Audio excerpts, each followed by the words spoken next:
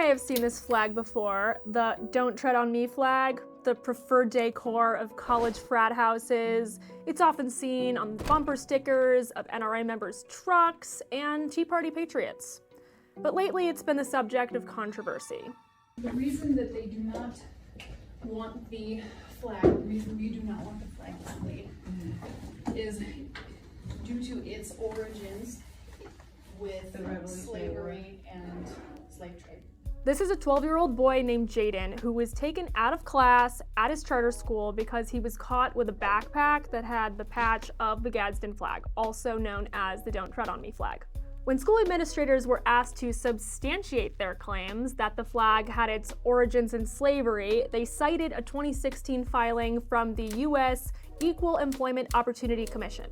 It was drafted after a complaint was raised by a Black Postal Service employee who alleged that a coworker, quote, repeatedly wore a cap to work with an insignia of the Gadsden flag, and that he found the symbol to be racially offensive. This is a line of argumentation that's constantly been repeated by the political left in recent years. The left has claimed on dubious grounds that the thin blue line flag, the Betsy Ross flag, even the OK symbol are tools of white power and consequently are racially insensitive. Everything that's racist is racism. The Gadsden flag is named for its creator, who was named, you guessed it, Christopher Gadsden, who in 1775 designed it during the American Revolution. Gadsden was a South Carolina delegate to the Continental Congress and a brigadier general in the fledgling Continental Army.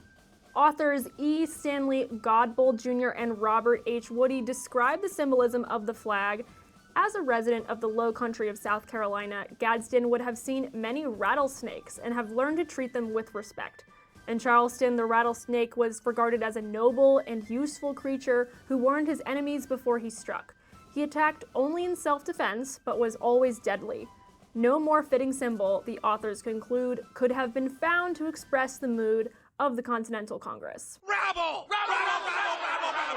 The flag was intended to convey a warning to the British Empire that the liberties of the American public were not to be trampled on, so it wasn't a racist dog whistle, it was a rallying cry for freedom and independence. It represented the American cause of fighting against tyranny. I mean, that's how we won the Revolutionary War. Gadsden himself was in the trenches of war and was eventually captured and imprisoned by the British until their surrender in 1781. And afterwards, he was elected governor of South Carolina, but he turned down the position because of declining health from his prolonged captivity. But like many of the founding fathers, Gadsden was an imperfect visionary. He was a slaveholder and also an active participant in the slave trade.